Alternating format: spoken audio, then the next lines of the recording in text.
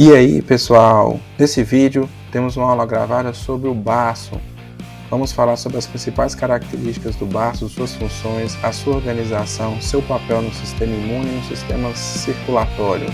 Se você quer saber mais sobre isso, cola no vídeo, é logo depois da vinheta.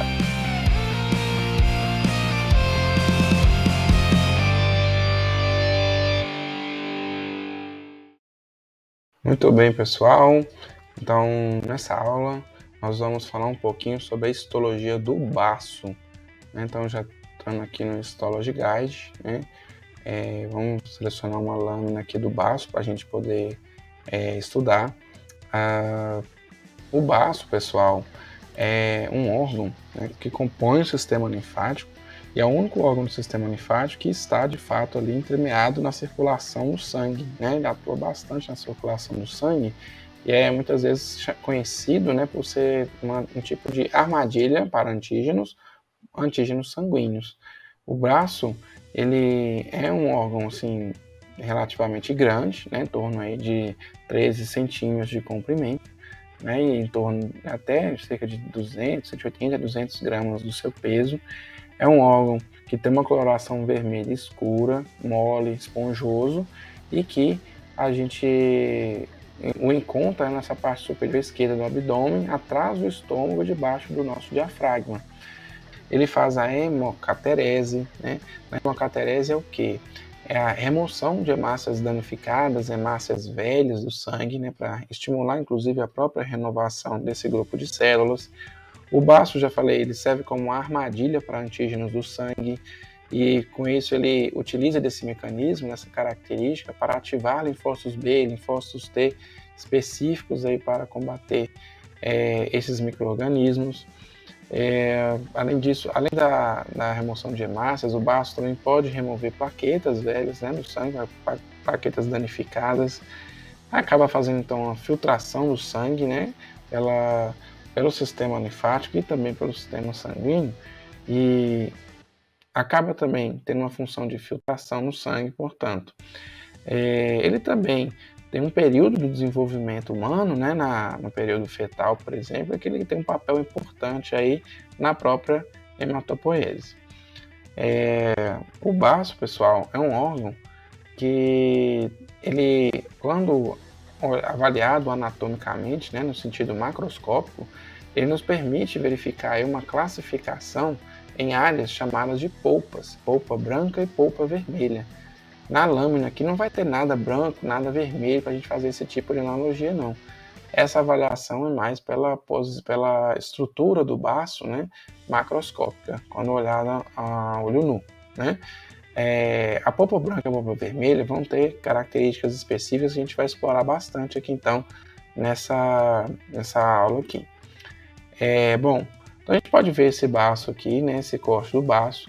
Nós podemos verificar que o baço também tem cápsula, Então aqui embaixo a gente pode ver a cápsula que reveste a estrutura do baço, E como foi visto nos outros órgãos linfóides também, quando a gente vê isso nos órgãos linfóides, a gente verifica que parte dessa cápsula fibrosa de tecido conjuntivo propriamente dito, denso não modelado, há aqui a existência de trabéculas, invaginações desse tecido. A gente pode ver aqui, essas áreas aqui, bem preenchidas com colágeno, que são partes do ângulo de corte aqui que pegaram das trabéculas que são derivadas aqui da parede, da superfície do baço, que tem então uma cápsula fibrosa. Essas trabéculas, elas também vão permitir no baço a entrada de sangue, de vasos sanguíneos, até mesmo para promover a irrigação de toda essa estrutura. Quando a gente põe no aumento mais panorâmico, a gente vê o baço assim, ele pode às vezes ter a ideia do linfonodo, mas veja bem, o linfonodo vai ter essas áreas escurecidas assim, na sua área cortical. O timo vai ter seus lóbulos que são bem definidos, então não conseguimos aqui confundir muito o baço com esses outros órgãos, não. O baço, diferente do timo e também diferente do linfonodo, ele não tem área de córtex e área de medula, Então nós vamos ver aqui basicamente um aprofundamento maior pela divisão aqui das polpas branca e polpa vermelha, tá? Então, resumidamente aqui, vamos avaliar a polpa branca. A polpa branca é aquele local onde você tem uma concentração maior de tecido linfóide, né? Linfócitos especialmente. Então, lá na polpa branca, a gente vai identificar aqui áreas que são semelhantes aos nódulos, né, linfáticos no linfonodo, né? Então, quando a gente entra aqui na polpa branca, a gente vai identificar essas áreas, e aí, na polpa branca, a gente entende que vai existir aqui sempre, né, a presença aqui de uma arteríola, tá? Essa arteríola é um ramo, né, da vascularização aí dos vasos que entram da artéria esplênica, que vai passando aqui no baço e chega nessa área da polpa branca como a arteríola central. Apesar de se falar arteríola central, ela não fica necessariamente no centro, né, da estrutura da polpa branca. Se a gente olhar aqui, na estrutura da polpa branca, a gente tem uma arteríola aqui, porém, essa arteríola, ela não fica no centro, né? Então, a gente costuma ver o termo arteríola central excêntrica, né, que é fora, na verdade, do próprio centro. Essa arteríola central, ela acaba tendo aí, um revestimento, né, de tecido linfóide.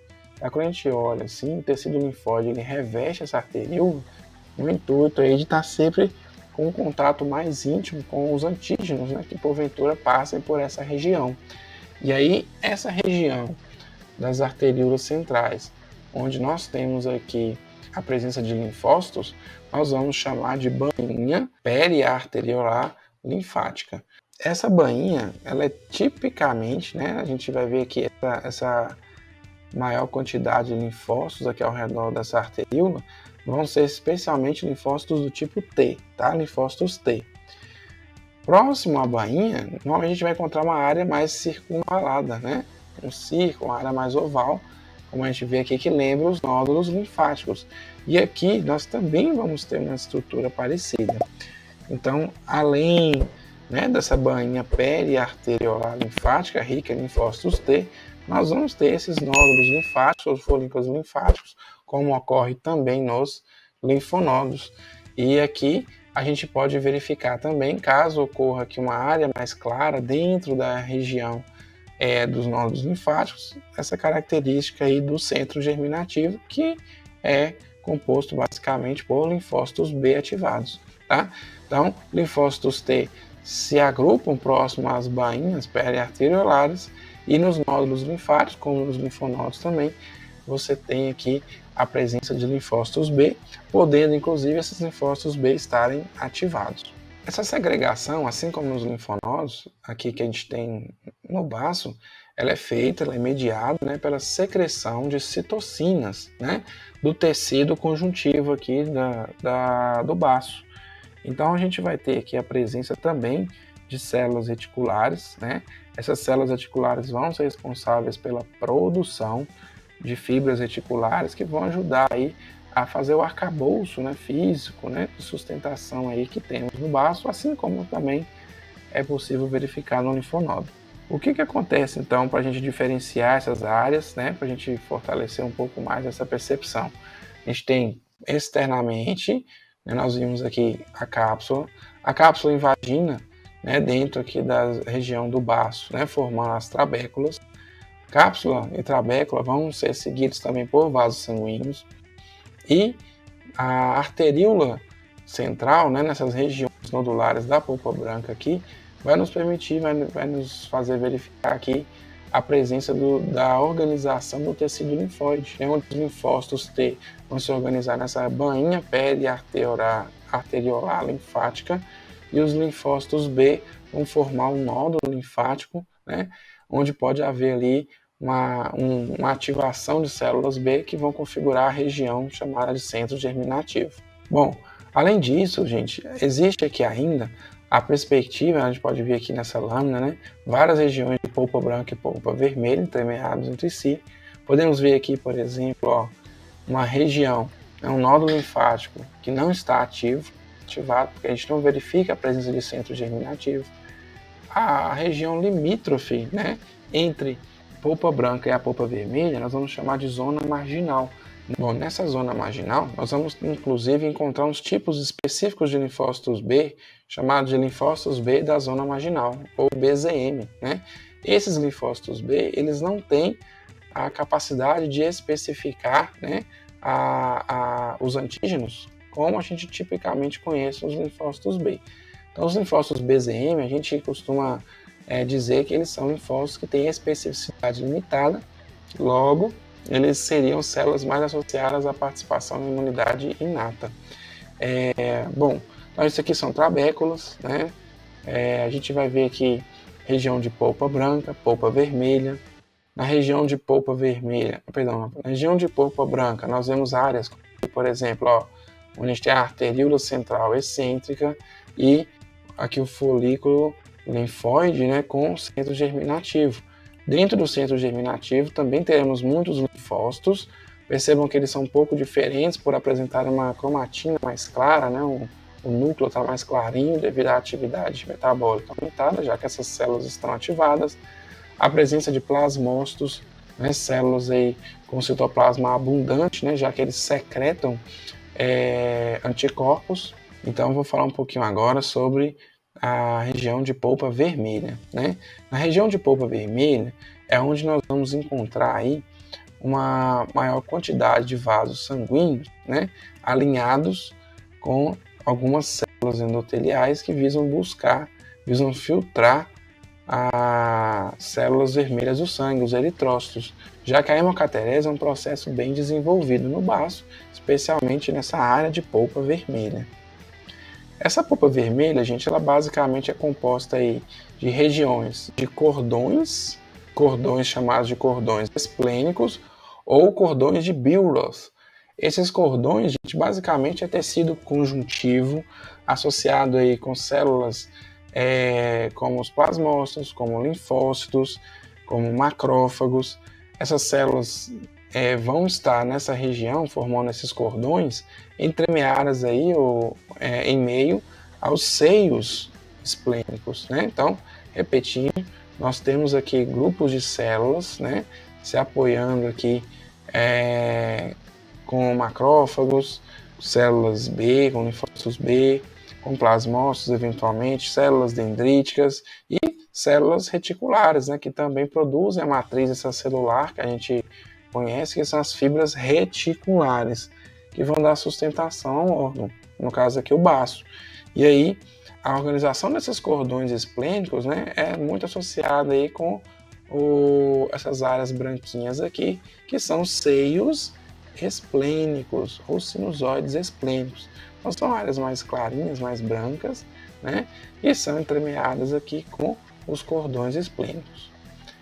Bom, a gente pode ver aqui na região da polpa vermelha, né, então uma grande concentração, né, dessas células dos cordões esplênicos entremeados aqui juntamente com os seios esplênicos, também pode ser chamado de Billroth.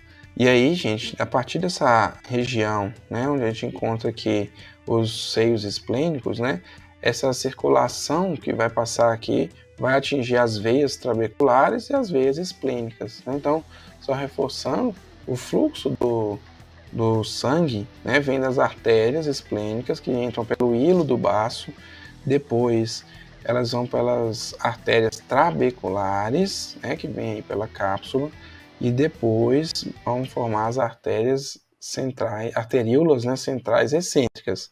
Ali vai haver a ramificação eventualmente para a formação dos capilares, os sinusoides, e aí sim, como a gente está falando aqui dos seios esplênicos, vai voltar na veia trabecular e na veia esplênica. Bom, então para finalizar, a gente pode observar essa estrutura básica aqui do baço, né, onde as regiões mais escurecidas, mais ricas, né, em linfócitos, vão configurar aí a polpa branca, e essas áreas mais clarinhas vão ser então a nossa polpa vermelha. Bom, pessoal, então sobre a polpa vermelha do baço é isso, né, então acho que rapidamente aí tentei falar um pouquinho sobre cada uma das lâminas do baço, do timo, do linfonodo, e aí é bom a gente focar um pouco nessas diferenças entre eles, ok? Então o baço ele não tem córtex, não tem medula, ele vai ter basicamente aí a polpa vermelha e a polpa branca, que se organizam aí, sendo que na polpa branca é onde a gente vai contar o tecido linfático, né, o tecido linfóide, especialmente aí nessas bainhas periarteriolares e também